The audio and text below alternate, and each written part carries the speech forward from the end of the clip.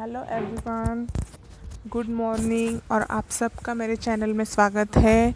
और यहाँ पे मेरी अभी सुबह की तैयारी चल रही है नाश्ते की। तो यहाँ पे मैं आज बना रही हूँ भिंडी की सब्ज़ी, सिंपल सी। तो यहाँ पे मैंने आटा गूँथ के रखा है रोटियों के लिए। और यहाँ पे मैंने भिंडी के लिए तेल गरम करने के लिए रखा है एक कढ़ाई में। और यहाँ पे मैंने काट लिए है प्याज, हरी मिर्च और टमाटर। तो ये मैंने पहले कड़ी पत्ता डाल दिया तेल में, और उसके बाद मैंने डाला है यहाँ पे प्याज और हरी मिर्च। इसको अभी मैं अच्छे से फ्राई करके रख लूँगी, अच्छे से फ्राई करूँगी। और ये मैंने यहाँ पे भिंडी जो है वो ऐसे बारीक बारीक कट कर ली। पहले इसको मैंने अच्छे से नमक डाल के धोया है, और फिर मैंने इसको कपड़े से पोंछ लिया है, एक कॉटन के कपड़े से इसको पूरा ये कर लिया। और यहाँ पे मैं अभी दूसरा गैस लगा के उस पर तवा रख दे रही हूँ रोटियों के लिए। तो जब तक कि मेरी प्याज फ्राई हो जाएगी तब तक वो तवा जो है वो थोड़ा सा गर्म हो जाएगा, क्योंकि वो एल्युमिनियम का तवा है। तो मैं रोटियों के लिए एल्युमिनियम का ही तवा यूज़ करती हूँ, इसलिए मैं उसके लिए उसको गर्म करने के लिए रख दे रही हूँ। तो अभी मैंने यहाँ पे डाल दिए हैं टमाटर। तो टमाटर भी मैं प्याज के साथ अच्छे से फ्राई कर लूँगी। यहाँ पे मैं डाल रही हूँ थोड़ी सी हल्दी। उसके बाद फिर से एक बार उसको चलाऊँगी, फिर डाल दूँगी इसमें भिंडी में। और ये जो भिंडी होती है ये एकदम सिंपल तरीके से मैं बना रही हूँ, क्योंकि मेरे बच्चे को जो है ना वो इसी तरह की भिंडी पसंद है, और वो इसकी एकदम फेवरेट सब्ज़ी है। तो वो उसको 2-3 टाइम दो, वो दिन भर में खा लेता है भिंडी, उसको कभी नहीं बोलता। लेकिन उसको इसी टाइप की चाहिए होती है, तो वो मसाले वाली भिंडी वो खाने को पसंद नहीं करता है।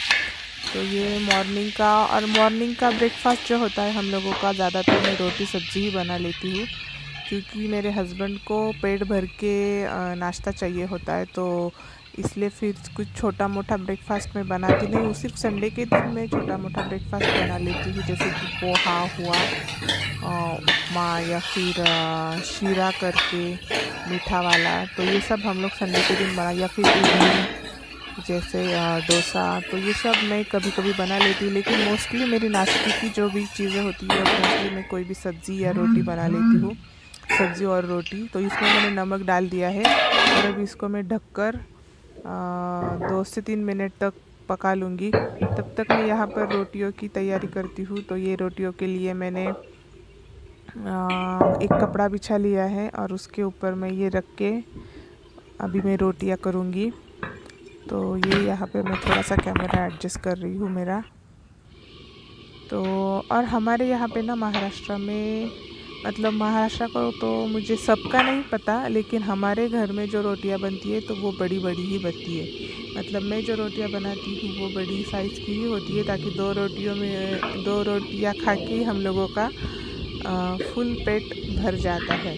तो जो फुलके जो होते हैं वो मैं नहीं बनाती, क्योंकि कैसा होता था, मोस्टली मैं जब जॉब करती थी ना, तो मुझे वो फुलके वगैरह बनाने का इतना टाइम नहीं होता था। क्योंकि मैंने जैसे मेरे इंट्रोडक्शन के वीडियो में बोला है आपको कि मैं एक स्कूल में जॉब करती थी।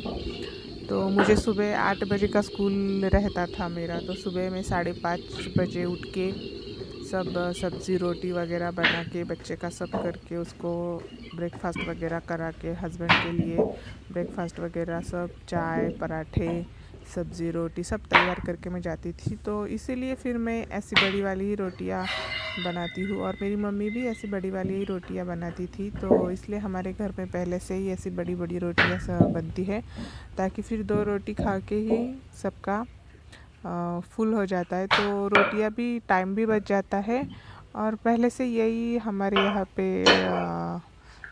ऐसे ही टाइप की बनती है, तो फिर मुझे भी वही आदत है। तो ये अभी मैंने डाल दी है रोटी तवे पे सीखने के लिए, और ये अभी मैं सीख लूँगी अच्छे से। और ऐसी मैं अभी फटाफट से 7-8 रोटियां बना लूँगी।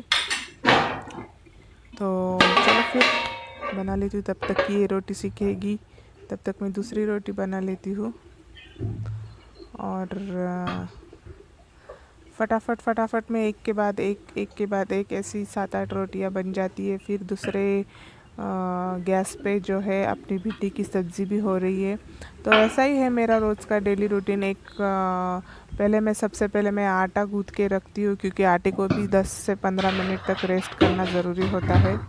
तो जब तक कि आटा रेस्ट करता है तब तक मैं सब्ज़ी की तैयारी कर लेती हूँ, और फिर तब तक आटा भी रेस्ट करता रहता है। तो और ये जब तक कि फिर सब्ज़ी की तैयारी हो जाती है, फिर एक साइड पे एक गैस पे मैं सब्ज़ी डाल देती हूँ, और दूसरे साइड पे ही मैं रोटियां बेलने के लिए ले लेती हूँ। तो ये देखिए, ये हो गई है मेरी रोटी, ये फर्स्ट वाली तैयार। तो ऐसे ही मैं फटाफट से अभी सारी रोटियां बेल लूँगी। और ये जो पॉट दिख रहा है आपको, तो ये मेरे रोटी रखने का पॉट है। तो इसमें ही मैं सारी रोटियां भर के रखती हूँ, ताकि वो नरम रहे दोपहर के खाने तक। क्योंकि यही रोटियां हम लोग दोपहर के खाने में भी खाते हैं, जो सुबह बनती है। तो दोपहर में मैं कुछ अलग नहीं बनाती। जब कभी अगर थोड़ा सा मेरे बच्चे को कुछ चाहिए होता है, तो वही मैं फिर बना लेती हूँ।